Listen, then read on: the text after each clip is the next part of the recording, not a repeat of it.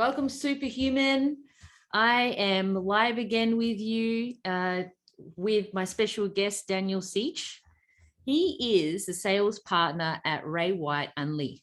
Now, he has a super impressive record. Just to throw it out there, 62 houses in the last 12 months, just quietly. Since entering the industry in 2013, Daniel's knowledge of the Adelaide property landscape, his work ethic, and expert negotiation skills makes for a powerful combination that gives his vendors the edge over any competition. He offers a direct and uncompromising approach to each campaign with a solid background in character homes, large land holdings, development opportunities, homettes, units, and townhouse multi-property developments. Daniel is customer focused and sales driven. He is committed to providing a highly professional service to his clients and is known for his high energy, enthusiastic approach with expertise and the ability to consistently provide premium advice to his clients to help them exceed their expectations. In addition, Daniel offers a well-rounded understanding of residential real estate in Adelaide, initially entering the industry as a property manager in 2013, and then progressing to business development manager, and then to a sales partner role, where he honed his skills to ensure the highest standards of operation. In an ever-changing industry, Daniel's customer loyalty is remarkable, speaking volumes about the value that he places on open communication, strong relationships, and of course, market intelligence. He's dedicated, understanding, and passionate. He's an absolute pleasure to deal with. I can't speak highly of him enough. And he's got over 25 awards probably in the last since 2018. He's absolutely amazing. Thank you for joining us today. Thanks. Yeah, when you run it down, it sounds like a pretty good bloke. I'd like to meet him one day. Sounds like he works pretty hard. I would say so. I mean, I would just start off with how Daniel and I even met. Honestly, I was on the market to buy a house and I was seeing Daniel everywhere. And he's just a guy that you really just can't help but get along with. And I was a little disappointed I didn't get to buy a house from you in the end, as I'm sure he was, but maybe perhaps the next one. Yeah, there's never say never. Yeah. So take us through, you've been in the industry now since 2013. Yeah. Did you always know that you wanted to be in property or in this industry? No, look, it was, I think, probably, I was originally interested in going into IT and computers and things like that. So I did a certificate 2 and 3 at TAFE. I knew that I wasn't academically talented. I'm still not. It's not my strong suit, sitting in a classroom all day and learning and that. So I don't have a tertiary education. And I didn't make it out of year 10 either. I quit middle of year 10 and did IT. So, and then I sort of worked out that you had to be quite intelligent, I think, and academically intelligent to do networking, which is the stream I was heading down. And then, I think just drifted away from it. And then, family friends sold a parent's property and they said, oh, you'd be good at real estate. And then I looked into it, did the course and pretty much never looked back really. So, yeah. Brilliant. So starting off in property management, so how did you make that transition or decision to then develop and move forward from there? Oh, well, property management is an interesting part of the real estate industry. It's probably where I would recommend anyone who wants to get into real estate to start there, because it really does help you develop a lot of the really key skills. I think not only for professional life, but just in life in general, I think. So I got my first job in property management as a junior property manager. It took me 3 months to find a job, and that was cold canvassing every day, going into agencies, giving my resume in, hunting people down on LinkedIn and all the Facebook groups and things, which was quite primitive back in 2013, 2012, the end of 2012. And then I ended up getting a job. A guy called Daniel Richardson gave me an opportunity. He's still in the industry today, and we now go head to head a little bit on listings. So it's funny how it comes all full circle. But I think it was just that, really wanted to get into the industry, and that was sort of the entry point for me. And I found that was quite good. It was a really, really good learning opportunity, I think. And it just developed a lot of the skills that you would want to have, I think, for life. So just organization, time management, just the basic skills. I think learning how to talk to people, how to almost negotiate in a way, trying to put a landlord who doesn't want to spend any money with a tenant, that doesn't want to or wants them to spend money. Yeah. Trying to find the middle ground to make sure it all goes smoothly. Yeah, I think it was good. It taught me a lot around that. So yeah. Well, I know that you're not afraid of putting in the hard yards, and even the fact that you were headhunting, literally, like you were really hustling for 3 months trying to even get a job, which the amount of time I imagine you were putting in, a lot of people would have already been discouraged and you know, quit by that stage, but you persisted until you got what you wanted. Yeah, absolutely. And it was worthwhile because it put me on a path. And I worked hard, and I still continue to work hard. I think it's probably a natural thing for me that was probably developed after I lost a fair bit of weight. I sort of lost about 90 kilos over about 3 years, going back now almost 10 years ago now, which I think put me on a good path. And then it was sort of all happening around that time. So it was kind of just good timing, and it just all lined up for me. But yeah, it was not easy trying to find a job when, you had no experience, no contacts. You only had the certificate from the Real Estate Institute for property management. I had the theory, I just didn't really have a job. But it was good. That lasted about 7 or 8 months, and then I moved on to another company that was a bit bigger, more in the southern suburbs where I lived at the time. And I was there for about 2 years, and that was sort of the end of my property management sort of thing. I knew that I couldn't really progress sort of further than where I was at that time. And I was managing almost 200 properties as well, and trying to do it on my own. So, which I found was quite straightforward, but just I knew I didn't want to do it long term. I knew sales was where I wanted to be. Why is that? You know what? I've been thinking about that question all week since you invited me to come on here, and you didn't give me a list of questions either. So I was a little bit like, I'm going to have to improvise here. But I think probably the main thing was you get out what you put in. And I think that was probably the thing that really made me want to do sales. I think was I could see the reward was there for the effort. And, I think as well, just if you're good enough, you'll do very well. You don't have to rely on anyone else, I think, is the other thing. That was the thing I really pinpoint as an important thing for me. I don't rely on anyone else. I'm very self-reliant, very independent person. So working as a solo agent in a business is really good for me because I can come and go as I please. I work as hard as I want, but I'm very driven, so I don't slack off and just, go home at, 1 o'clock in the afternoon, just lay down and just chill out.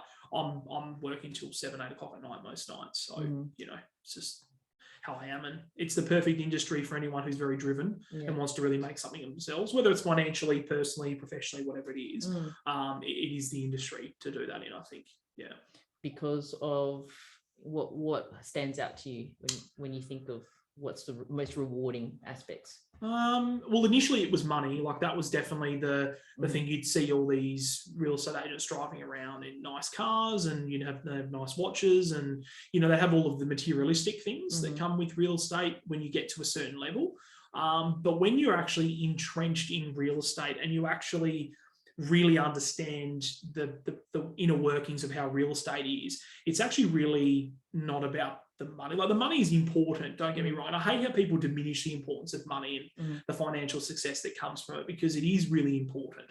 But I think for me, it's probably the satisfaction, like the thrill of the chase, I think is really for me, where I could be talking to a client for 5 years and then they call me up and say, yeah, cool, we're going to use you.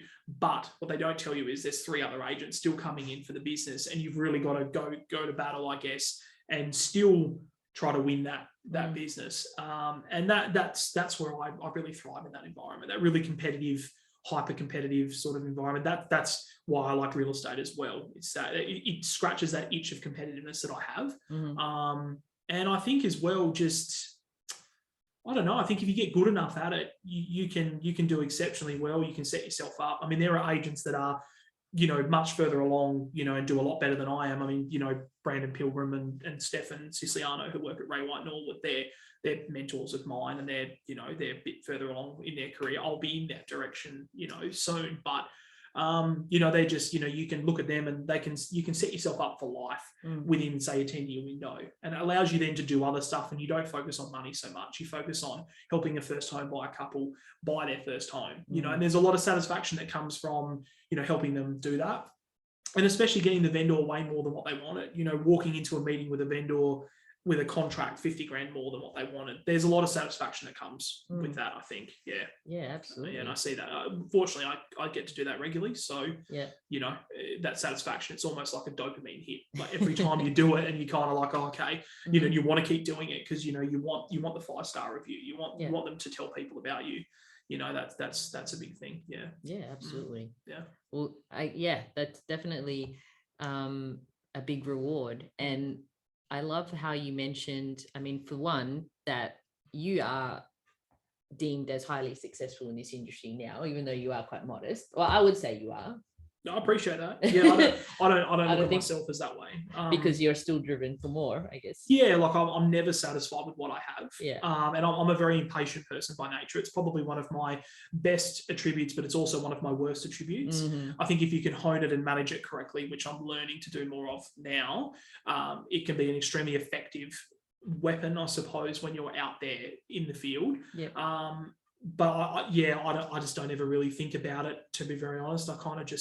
I'm always thinking about the next goal, the next thing to, to try and get to. Yeah. Well, I think as high achievers who we all are, who are tuning into this podcast, need to learn sometimes to appreciate our wins and, maybe just have a little celebration of hitting the goal before we go running for the next target. But I find that very hard to do. Yeah. I'm never really satisfied. Just keep going and on to the next thing. And I think it's probably one of the things that has helped me be, as for lovely for you to say successful, but I feel like I'm certainly entrenched within the real estate industry. I don't feel like a new person, but I don't also feel like a veteran either. Sure. So just I feel like it just helps me keep me grounded, I think, and not getting. And that's the biggest problem with real estate is, especially the agents in Sydney and Melbourne, and that where they are earning considerably more than what we are here. All you got to do is watch those shows like Lux Listings and stuff like that, where it's not an accurate depiction of what real estate is.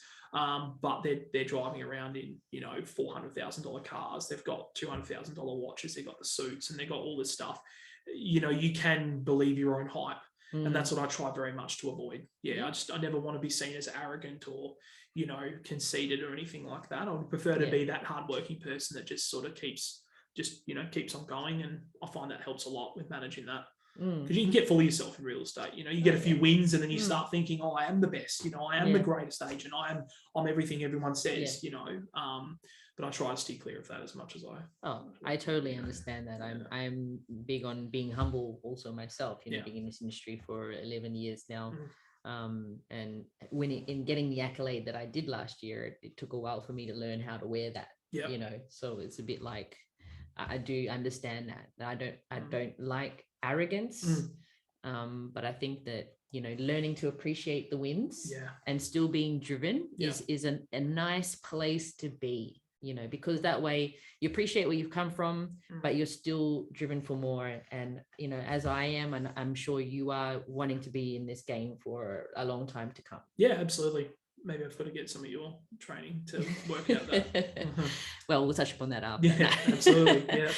But one of the interesting things that you and I've spoken about off camera is sales. You said you knew you wanted to be in sales, and even though the initial motivation for that obviously was money, because that was a long time ago now. But what do you love about sales? Well, just backstepping a second there. The reason that money was a driver was because at the time when I was doing my training as a property manager, I was working at Woolworths in Nightfield. I was earning, whatever it was, $18 an hour, $17 an hour at the time. And I just knew I wanted more. It just it was never satisfactory for me to earn that kind of money. And now I, look back on it now, and I'm very fortunate. I'm in a position where I earn more than store managers do, a lot more. And that's really good because, they told me I'd amount to nothing, and there was all that sort of doubt and that comes with it. So, it was definitely, I had no money. I had really little money, and I knew I wanted to be, I suppose, a bit more comfortable in life. And, I come from a family not of we never went without, but we never had excess, right? So it was sort of middle sort of level family, and parents went through a divorce and all the usual stuff that comes with it. Then you sort of figure out what's important, and just being a bit more comfortable in life was definitely important. So that was the driver to make money. But then you understand what money actually is, and that's when you start to, it opens a whole nother door, But I suppose in terms of sales, look, I think you were asking sort of what about sales, was it? What was that switch that changed your relationship to sales? Because what we've talked about before was a lot of people, when they hear the word sales, they go, oh yeah, they do, and they're like, and I'm crap at it, it's horrible, I would never want to do that, I think probably what it was when I was in property management at the other company I was at. I think that for me, we were getting given, so in property management, you don't really get the luxury of choice around your clients that you work with. And we were getting given, respectfully at the time, a lot of clients that probably shouldn't have been landlords, didn't understand the fundamentals of investing in real estate, understanding about having money set aside for maintenance, and everything was always a big disaster. And after a while, it wears on you, where every time you're calling up about maintenance, you've got a landlord that's highly resistant to wanting to do anything. They don't want to pay for this, they don't want to do that, stuff the tenant, this, that, all the usual behavior. I just got to a point where I just knew that wasn't for me long term. And then I looked at all the sales guys, and they looked like they were having a lot more fun, and they looked like they were dealing with clients that were a lot more interesting. And the freedom of choice, I think, was the big thing that really ticked in my mind and went, okay, cool. This is what I want to do. I want to make sure that I'm working with clients that I actually want to work with. Now, mind you, that didn't come immediately. That takes 3 to 4 to 5 years of really hard work in sales to develop the ability to say no to business. And I still struggle with that a little bit today, sort of walking away from business, getting better at it now. But I think it was the ability to work with clients and sort of not be under the thumb of anyone. I think that's very much where today's lifestyle is. It's all entrepreneurial. Everyone wants to work for themselves and run all these social media businesses and stuff, which is all well and good. But I think, for me, working on my own and running my own race was probably the thing that I identified. I don't know how I identified that. I think it was probably a culmination of a few very important mentors, in my life that are still very important mentors now that helped me understand that. And everything was sort of, I think it was just the world nudging me sort of in that direction. I kind of just understood, okay, that's where I need to be. I think a big light bulb moment for me in terms of sales, because even in what we do, we work with people, right? So we're not, I do online stuff, but I predominantly enjoy doing things in person with people. And it's a totally different ball game. And it is really all about service, and so when that light bulb hit me back I was at a conference in 2016. Do you remember what conference it was? I think it was more of a private conference. Cool. And it was sales as service. And so when that connection was made for me, it changed my whole relationship to sales. Because then I understood, because I felt not good about, feeling like I had to sell to people to work with me. And then when I realized, actually, I'm giving them an opportunity, like I'm wanting to help them. And that's really why, we do what we do in the first place. It's like, so you're trying to attain your clients that to sell their home and things like that. And it's you're showing them the opportunities and how you can best service them, and then they make the decision to work with you, and and you take great pride in over delivering. It's very similar across the board in any sort of customer service facing industry, I think, in terms of sales. I'd agree, and I think when you really get into the nuts and bolts of sales, but I'll use real estate because that's the vehicle that I'm using and I know about. A lot of it comes down to your inner belief of who you are as a person, what you're doing. And I think that builds very well on what you were just saying then about the service offering. And I used to think of myself as a glorified telemarketer, because that's what really real estate agents are. We're just on the phones all the time, making calls and connecting with people.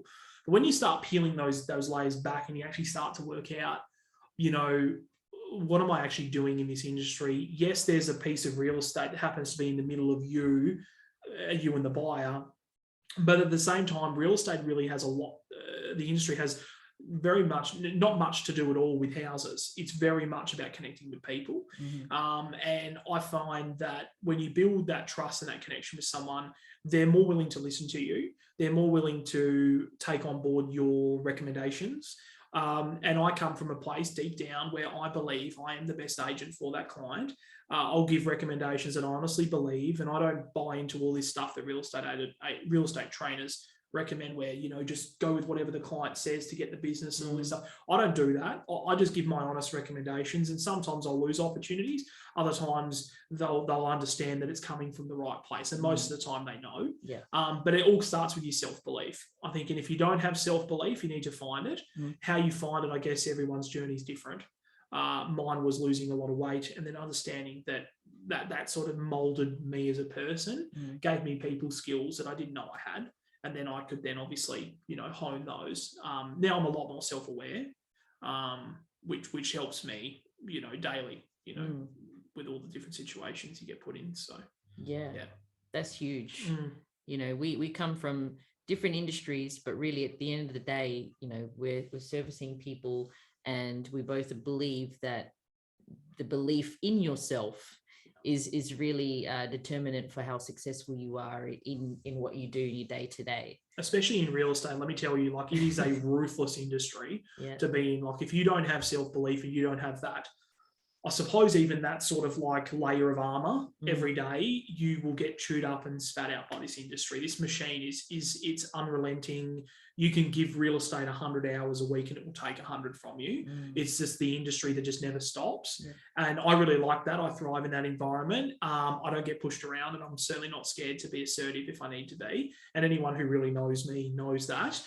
We were talking about that off camera just before about a different profession. And so I think, like, if you don't have that ability to be highly, I think, versatile, but I think as well, just, I suppose, if you can't take rejection, this is not the industry to get into, because I'm making phone calls every day and people telling me to F off and get stuffed, and, you know, buyers getting angry because there's no price on the property, and you end up being the punching bag a lot of the time. And people only see the good stuff. They don't see that sort of stuff, you know, when you're at the office till 7 o'clock at night making phone calls, and, you know, you're trying to book an appraisal because, like, you know, you need to get in front of people. You know, that's people don't see that. I definitely don't want to steer away from any of that time that you spend, because it's the late nights, the Saturdays, I mean, the weekends in general. 6 days a week, 6 days a week.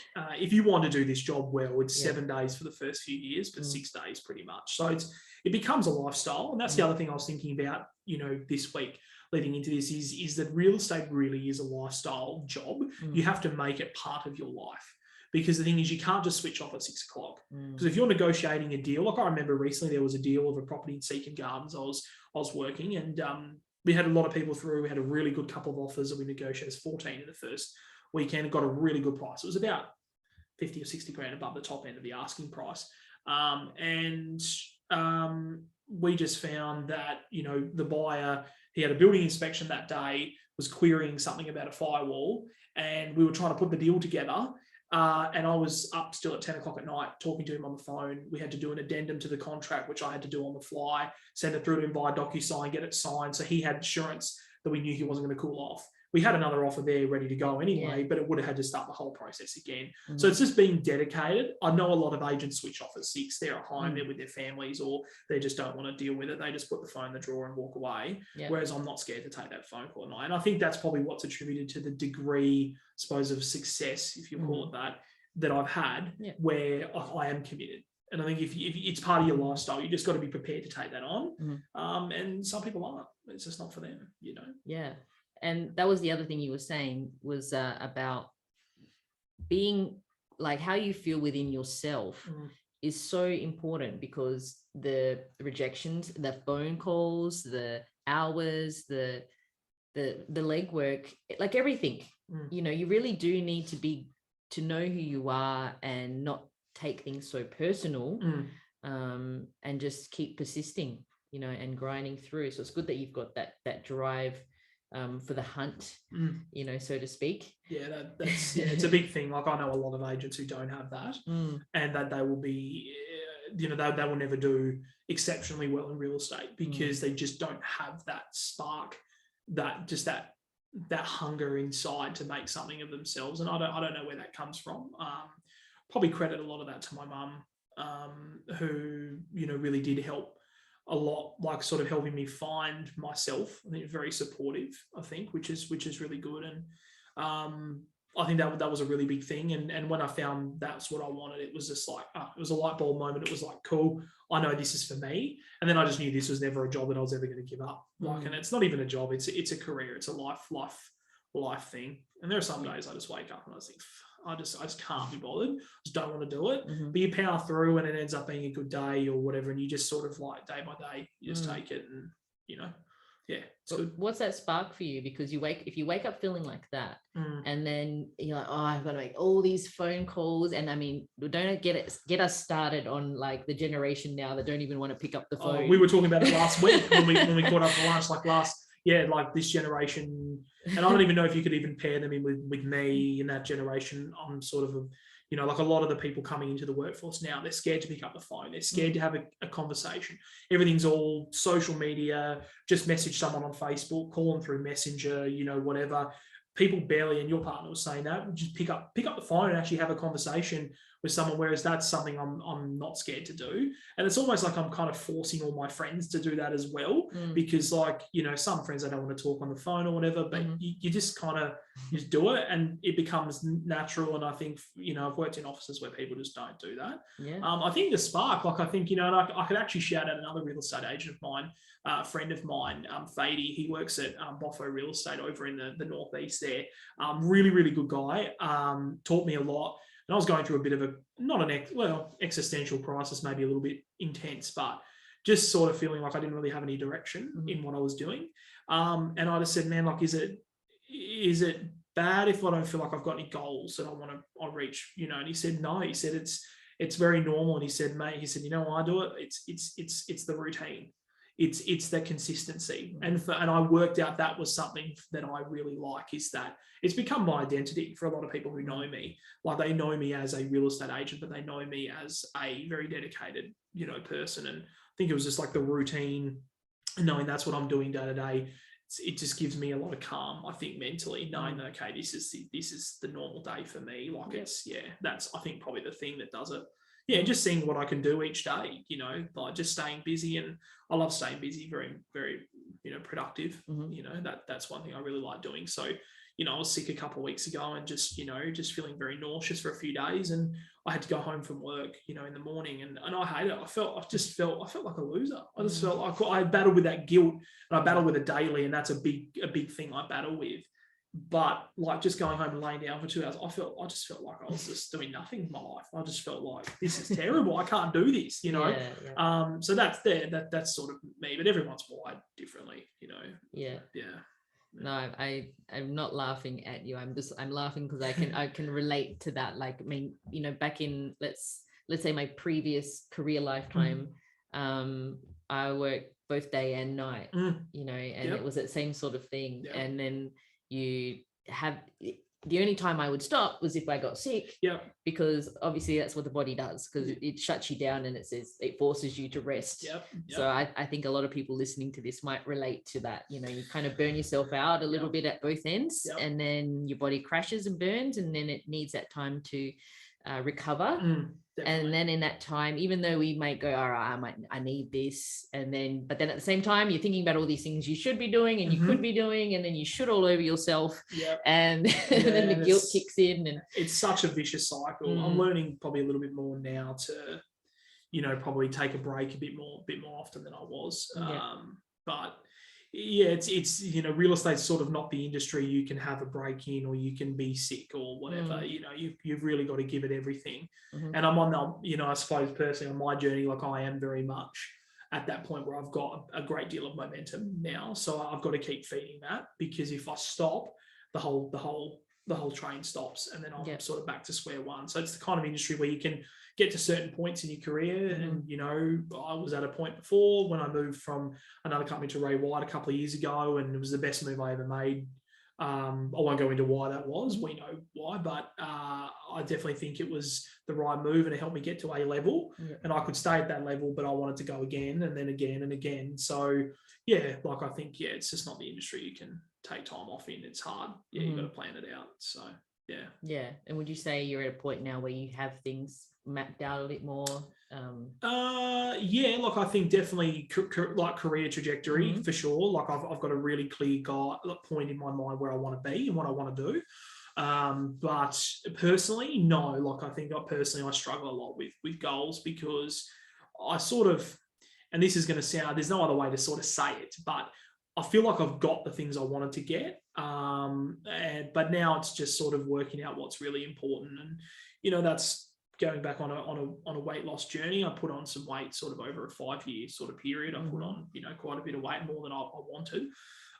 So now I've just got to, you know, focus on that. And that's, you know, probably where you'll come into that with your services, which will be great. And, you know, but then sort of just working out, you know, the next steps in life really, I think is, you know, I'm 29 now, 30 next year. And, you know, that's a you know, a lot of people say, oh, you've accomplished a lot in that time. It's like, yeah, but it's not enough. It's kind of like, I need more. Like anyone who knows me, we've got a joke, like all my really close friends, like, you know, it's like how much it's more. Yeah. Like there's no number, it's just more. I have to have more. Yeah. And that's like, anyone who knows me really well knows that we'll laugh at that, because they know that that's how I am. Yeah. And, you know, it's like whether I'm buying shares or I'm doing this or doing that, it's just more. Okay. Or what am I going to buy next? Just more, just get more. And, you know, that's just how I am, you know. And that's the success mindset. You know, it honestly, that's how you keep thriving in this world and keep moving forward.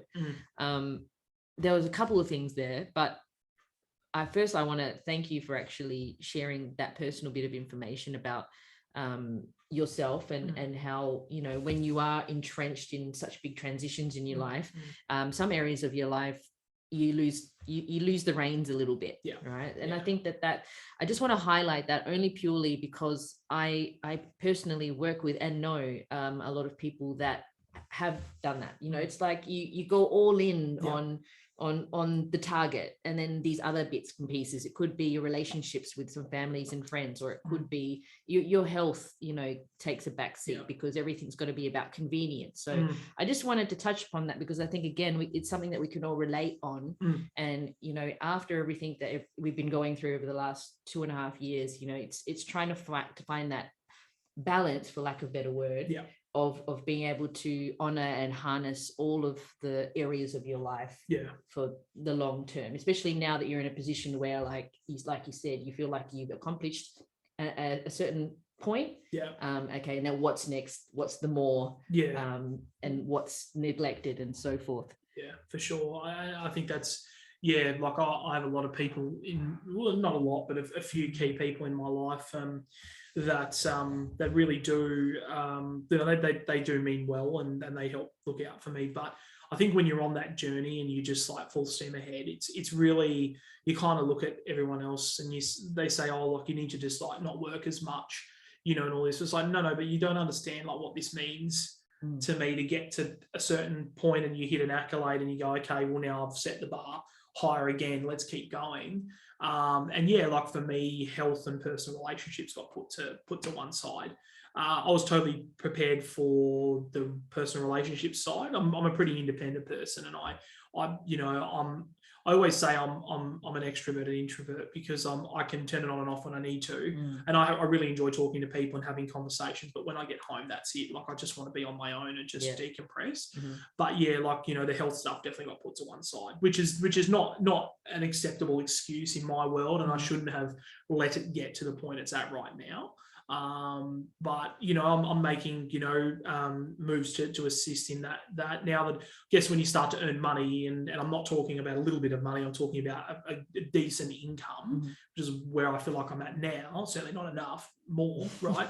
But you know, that really does help with the other things, you know, like being able to join, you know, a really good fitness facility, like the one we're in right now, where it is absolutely decked out. Like, this is just another whole level. When you were telling me about it last week, I didn't call. I was like, oh, is this the cell? I'm only joking. Well, not, but a little bit. But then I came here, I was like, oh shit, okay, this is a big facility, and it's got a lot of the things for wellness, so that, and then obviously, a guy in my office, Robbie, another agent, really, really good auction. He just won the Bray White SA top auctioneer for the whole of the SA network, which is a big accolade for him. And he's very into fitness and gym, and eats exceptionally clean food, and like he's helping me sort of now with the food side of things. So it's just you sort of like identify these people in your world that can help you. And I feel like it's, I guess money opens those doors, right? You can actually spend the money and be in a facility like this where it is more of a community. Yeah. And you can eat better food and stuff like that. Yeah, for sure. But it's, no excuse to let it get out of hand. And, I'm just lucky that I haven't had any big sort of health scares. I guess I'm lucky that way, where I don't have diabetes. I'm not, everyone keeps saying you'll get it, you're going to have diabetes, you're high risk, but I just seem to be okay, and I don't take that for granted. And that's why I want to really make a change, sort of a breakthrough moment, I guess, in a way. It's just, I need to do something. Yeah.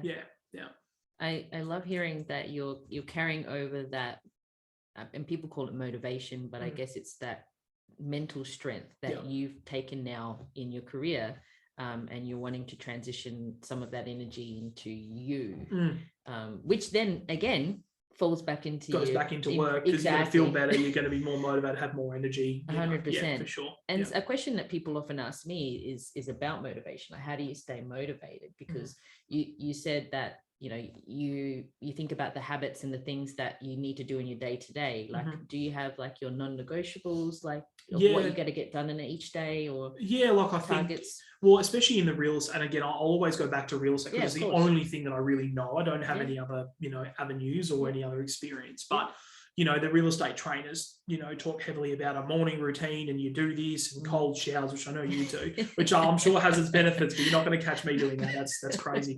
But like I don't have a morning routine. I'm very, I just sort of, I know I'm at my office at a certain times, usually 7:45. And then I'm straight into emails, sorting out stuff, and then I'm on the phones making calls from 8:30. And that's sort of, I guess, my daily non-negotiables. It's getting on the phone and connecting with as many clients as I can, during the day. Obviously, face-to-face appointments are really important. That's where business is done. Open inspections, private viewings, negotiating offers. I was negotiating an offer on the way over, and I'll probably be doing that on the way out. But the non-negotiables really would be, on the phones, connecting with clients. And that's past clients, sold for 5 or 6 times. I'm very fortunate to have done that. New clients I haven't sold for yet. People who don't want to talk to real estate agents, there's a lot of that in there as well. But I'm fortunate it's more tipping towards like warm relationships now. So that's really nice. And just makes calls a lot more fun, and a lot more enjoyable. But definitely the phone calls. That's, for me, in my world, that's a non-negotiable. And if I had to go a day without, connecting with clients, that is like, it's a wasted day, in my opinion. And I have to be doing that, to feel like I've accomplished something for that day. That's pivotal what he's just said there. We've spoken about what our beliefs in customer service overall, not in any industry, but perhaps speak to us in your, what do you think in terms of what are your standards? Because I know you do have high standards of customer service and relationships with people and connecting, which is clear when you say that if a day goes without it, you feel almost like you haven't achieved anything. Like it's connecting is oxygen. That's sort of a motto I live by a bit within my work life. I think probably some of the non-negotiable, like really the standards really are just that, getting back to people and actually being real and genuinely connecting. I think that's the key. I think there's a lot of disingenuous sort of fake connecting going on in the industry, where agents are just out for themselves, or vendors are out for themselves, or buyers are out for themselves, where I find that more often than not, if I'm genuinely connecting with someone, then, there's going to be a much better outcome. Everyone's on the same page. It's not, making up false truths. It's not, lying about things. It's not, and it's, and getting back to people, I think is the thing. And that's the biggest fault of our industry, which is perfect, because it means that if I do it well, I'm going to capitalize on a big hole in our industry, which agents just don't communicate. It is shocking communicators. Whereas I over communicate most of the time, which I've never had a client ever complain. And I don't think I ever will. So yeah, just I think getting back to people, just being straight up and down with people about what it is, whatever we're talking about. I think just being transparent, I think, is probably the key things. Yeah, that's the standards of operation for me, and just working, with clients that I actually want to work with, I think is the other thing, and not taking on business that is going to be just a nightmare from day one to the end. Where in my world, they don't want to pay for marketing, they want to get your professional fees, or what some sort of low, sort of small guy agents call commission, because I don't charge commission, I charge professional fees because I'm a professional real estate agent. They're priced 20% over market, and they're not willing to compromise on that. There's a few pillars of clean business in my world, and just not taking on those clients anymore. I'm fortunately at the position now where I don't need to do that. I did in the early stages of my career, and that's like every agent. But I think when you get to a point where you've got business coming in and you're regularly doing those activities of connecting with people, that's what alleviates the need to take that business on. And it makes life so much easier. I mean, you probably know it in your profession, where there's probably a client that's probably been referred to you by someone who's already doing your treatments with you and different things, and you just know from the start it's not going to be a good connection. They question you what you charge for your services. They don't want to come to you, they want you to come to them, and I'm sure that probably happens. Not so much anymore. That's good. But if it's a referral, actually, that's usually not a problem. Good. Because they've been preempted on everything. They've had a good story time of what I'm about. Yeah, cool. So that's usually not a problem. But probably cold clients that approach you out of nowhere on social media and people stuff. that are window shopping, I think is the most interesting one. It's like people that just send you a text message and say, hey, what are your rates? And I was like, oh, someone's window shopping, and then they never buy. Like, in all honesty, because they've texted 10 other professionals and said, hey, what are your rates? And then I don't know, probably they don't do anything, to be honest, those kind of people. I'd imagine it's either that or a race to the bottom. They just choose the cheapest. But do you know what you just said? They text. They don't call. They don't FaceTime. No. They don't say, can I drop in and I'd like to have a consultation with you? It's just, what's your fees? And it's just, and that's the same in our industry. We get that a lot. People, and it's not, and I guess it's a mindset change, because I'm a big believer in the law of attraction and visualization. That's a big thing that I'm very into. And I think when I was working at my previous agency, which was a franchise, they're a very declining franchise now. Ray White is by far the behemoth of our market, and we control it pretty well. But like the clients that were in that type of business, they were very much fee orientated. There was no real value add. You couldn't, no matter what you did, you just could not. And that's why they do it cheap. And that's fine. I don't mind. They've got a market for that, and they'll do well in that market. I prefer to work with a client who understands the value. And I'm not saying charge them way too much. I'm saying, a professional fee for what I'm worth, because I know that I can add $50,000, $100,000 to a transaction, where if they invest another $2,000 or $3,000 in me over what another agent charges, but they're walking away with $50,000 more, I think the $3,000 is worth that. That's how I think about it. So I think it changes a lot when you get to that point where you don't need that business and you're putting out to the world. You just don't need it. Don't worry about it. And those people don't contact you much. No. And I don't get that a lot anymore. Since coming to Ray White, for sure. I'm not saying that Ray White is the reason for that. I think it's just the office I'm in and the culture I'm in and the position I'm in life now. I just don't need to do it. It's not worth it. I think that the like attracts like, and when people are quality orientated, the ones that come to me now are, either calling me or sending me an email inquiry from my website, because they've already researched me, they've already done their homework, and then we just have a conversation and see if we gel. And because at the same time, you do need to connect. Make sure that you have similar values and so forth. I know, I can speak personally of your standards, because meeting you, I felt how genuine you are and what you do. Like, that's just, it is evident. I appreciate that. And even, in my comfort in disclosing to you sort of what budget I was kind of working with, you know, and then like a lot of people fluff you up. They're like, yeah, come down to the auction anyway, even though they know that, you know, you're way off. You're 300 grand over. The property's going to sell for, they're going to have 20 bidders there, and they just, And I do remember that, you know, you did mention like, look, I do think this is probably going to be, you know, a bit out of your, but come down anyway. If you really do like the place, come down, and you never know. But just that honesty, I think, is what a standout is. You know, and that's where I feel like I pick up a lot of business opportunities off the back. You know, a good example, a property I've just put on the market in Fulham Gardens. Lovely vendor. She's really, really nice. She put an offer in on a property I was selling in Netherby, a homette there. She was subject to sale. She was using another agent. I won't say who that agent was, but it is what it is. And they, you know, I did the call around, make sure that the buyer, she was realistic and all that. And I thought he had signed the agent, the vendor up, and was all happening. And then I just kept in touch with her, kept communicating with her well. She didn't get the property, unfortunately. So it went to someone else. But stayed in touch, and she called me up out of the blue and just said, look, Daniel, I want you to come and have a look at my house. I want to talk to you about selling it. I thought she'd already picked the other agent. I went in, and then, she said, I want to go with you. And I asked her what it was, and she said, you were just upfront and honest with me from the start. And I felt like I could talk to you, and I felt like I could trust you. And look, you know, when I'm not out to like upset anyone, hurt anyone's feelings, you know, be dishonest or like burn bridges and trust with people. Like I try to be as honest as I can be.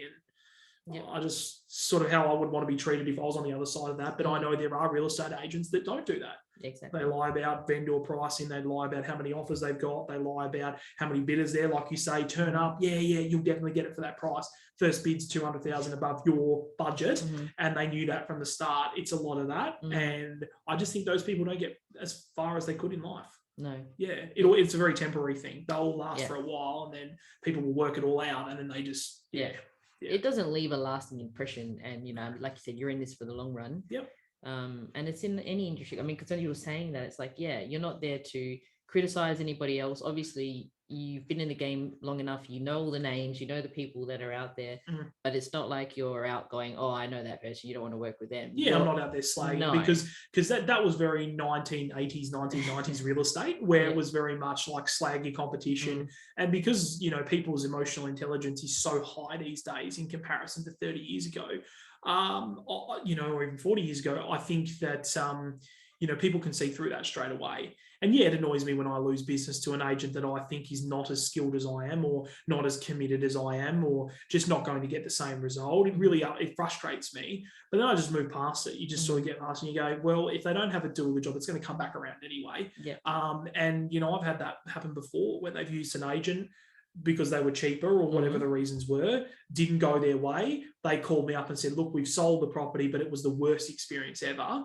We're not going to be using that agent ever again. Then I've gotten the call up from one of their friends saying, Daniel, can you come sell my house for me? This person's told me to use you. So you just never want to burn any bridges, or never really. And that's why I just try and just be upfront, just be as nice as I can to people. There are some people you can't be nice to. That's just naturally. Like there's just some people you just don't want to deal with. But I think for the overall, like I think that's just the way that I've approached it. And I find that not being under the thumb of anyone else and running my own race has helped with that massively.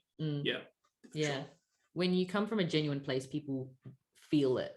Really. And then the referrals come in. And so that's why I said when referrals come in, and word of mouth is the best business, because, you know, they've already been warmed to who you are as a person and who you are as a professional.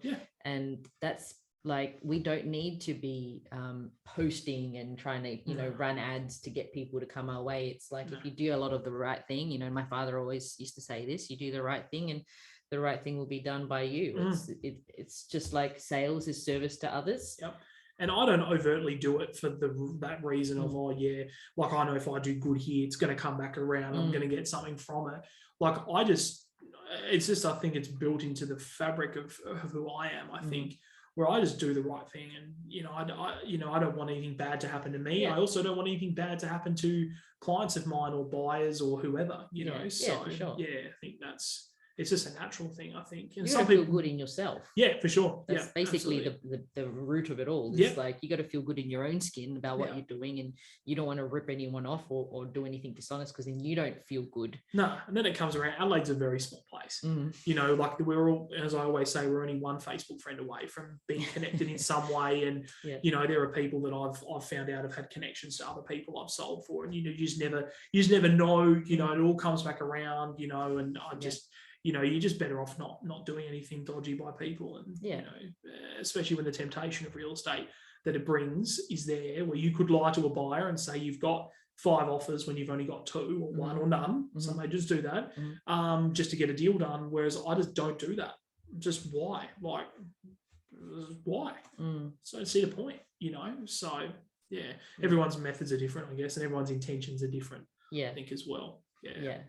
Which is why relationship is really important, because then you find the person who's suited to your needs. If you want the cheapest, go find the cheapest. If you want the best, go find the best, you know, and so forth. And you know, people that have a value, like, I mean, look at how much the industry has changed in terms of now there's buyers agents, you know, people are staging their homes now like never before, you know, it's massively, it's very really taken off. And it's I think value add is definitely where you want to be. I think you don't want to be that commodity sort of person where you can, you know, people feel like you're, you know, just easily replaceable. I just think, you know, if you can add an edge to a transaction, you're in a position to create massive value for that client, then utilize your skill set. And, you know, I don't have a lot of skills. Like, I don't do a lot of things really well. I'm obviously not a sportsman, as you can see, but I'm, you know, I'm good with people. I know that that's a strong suit of mine. So I just leverage it every way I can. And it works for me. So I just keep doing that. You've mentioned, I mean, this is in your bio and obviously as a discussion, that negotiations is a strong suit for you. Why is that? Well, that's a good question. I mean, I think for me, I think there's a lot of satisfaction on a commercial level of being a real estate agent, where you know, a buyer says, oh, look, we're not going to pay more than, you know, $1,050,000, and then you know, the transaction's done with them in 2 days' time for $1,120,000. It's like, okay, you know, there's a lot of satisfaction around, like, you told me you weren't going to pay that, but you did, you know, and that there's a lot of satisfaction from that. I think that negotiation is a daily thing that everyone should know how to do, because I think you can get what you want, but you can also help other people get what they want without one side feeling more disadvantaged than the other. I think it's that delicate balance and trying to walk the tightrope of understanding that you don't need to, you know, and I'm going to swear here, so if anyone gets, you know, you're not going to fuck over someone like in a transaction just to do them over to support one other. Like, you can find the middle ground always. And, you know, and I think it's also just thinking outside the box and not just thinking about, say, for example, price is the most important thing in real estate. It is obviously an important factor, and we're here to get the best price for the client. But it's also understanding and holistically looking at an offer and going, okay, well, you know, what are the conditions? Does the vendor want a long settlement?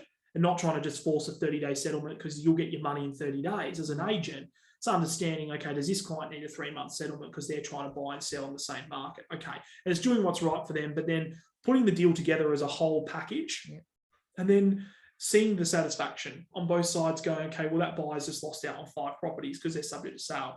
We've been able to make a deal work, you know, where it benefits the vendor, benefits them. And, you know, and then you look like the hero in between, you know, so that's, I suppose it's thinking outside the box. And I think it's just a satisfaction, I think, of everyone being happy in the end of a transaction. I think that's probably the thing that does it for me. It's service. It just always comes down to it, really. You know, you're accommodating everybody. It's like when we think of hospitality. You know, the server that bends over backwards to, you know, you're right, can I get you anything else? What can I do? It is so important, and I see less and less of it, which is sad. But it really is the difference. It really is the difference between someone who is thriving to someone who's just barely surviving. Absolutely. I mean, I'll keep the story short, but I'm in the process of looking at buying sort of like a hi-fi system for where I live. Started collecting records like vinyl, and very specific vinyl, of course, and it's really expensive vinyl, of course. Always seems to be the case. And, you know, this speaker system I'm looking at is a very good system. It's not cheap, but it was through a company called Dennis White on Unley Road, near where my office is. I went in and had a chat with the guy Darren there, who's really, really helpful. Gave me, he sort of pointed me in the right direction, gave me the model numbers and things I should look up, and he didn't put any pressure on me. He said, look, I'm not going to talk about pricing today. Go away and do your research, work out what if you think this system's good or bad, and then come back and we can actually do a demonstration of the system. So he set up a record player for me. I sat down for 45 minutes with him. We, put a few records on, some CDs to look at the differences, and then he's given me a price. The price is very, I think, pretty realistic for what's on offer, but it's the extra level of service that he's gone to, where he's even said outside of his work time, he would like to come and set it up for me and make sure it's optimized properly, and the right chords are being used and all that stuff. So it's just like that extra value add. Whereas, you go into a place like JB Hi-Fi, they're not going to do any of that for you. It's transactional, get you in, get you out. They've got KPIs they've got to meet. Whereas he is extremely helpful, and I'm probably going to buy the system from him. And, he might make money out of that. He might not, who knows? But at least, he set out with the right intentions from the start. And I picked up on that straight away. I wasn't being sold to. So I think you're right. It is harder to come by these days. It's just people are just very transactional, in and out. They don't care about either party, and it is what it is. I guess that's what you're seeing. You get what you pay for, I think. Yeah. Well, I think people like you and I who really appreciate personal interactions. I agree with you. I am an extrovert in this world, but then you have to take that time to be on your own, to recharge, so that you can again be outgoing and things like that. You can't just constantly be. No, it gets exhausting. You got to have your shutdown time where you just have a bit of time, and that's I live alone personally, and I love living alone. I love coming home to an empty property where I can come home, sit down, put on a record, get dinner ready, or do whatever I want to do. I think it's going to be very hard when I do eventually sort of put myself back out there to find a partner. I think it's going to be very hard for me to adjust because I'm a very independent person in my personal life. I do things my way, and I have a lot of control over that. And I don't know if I want to relinquish that control. Who knows? But for me, that is a really big thing. And go home and it's just a nice environment just to relax and just not have to think about things. So you got to have that time. Exactly. Yeah. I think you and I could honestly go on. This has been really informative, and I want to thank you for your time. I appreciate it. Thanks for having me on. Before we wrap up, I do have to ask you a question I ask everybody, sure, which is, what does summoning your superhuman mean to you? I think finding something that you're passionate about day to day is really important. I see a lot of people doing jobs they don't like, feeling like they're trapped in this sort of, and it's a pretty upfront term, but mediocrity of just being day to day doing something because they think they need to. Do not ever feel like you need to fit a mold of anyone's sort of, what they think you should be doing. As a real estate agent, people think, oh yeah, I probably have 20 houses. I don't want to be a homeowner. It's not in my goals in life to really be a homeowner. So I don't fit that mold. Whereas I've got people all the time saying, no, you got to buy a house. I just don't fit that mold. And I think it's really important that you do what you feel is the right, your path will be carved out from your intentions, who you are as a person. The universe has a weird way of sort of helping you form that. And you just follow the inner voice that tells you to do, what you want to do, rather than conforming to just what the norm is or what people think you should be doing. I think if you find that, and for me, that was real estate, and it was working as an independent agent within a business, that really helped me find that. And I feel like I've found that. I've got to hone it a bit and sort of bring it in on the sides and just really just put it on a good path. But I think once you find that, it makes life a lot more interesting and a lot more straightforward to get up and tackle every day. Yeah. Amazing answer.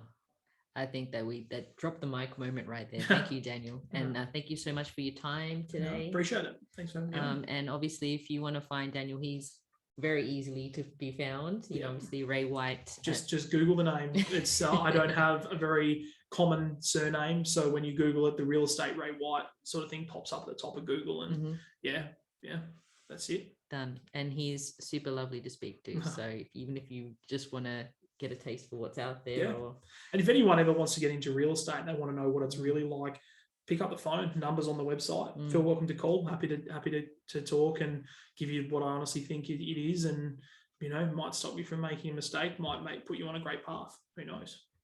Who knows? All right. Thank you so much, Daniel.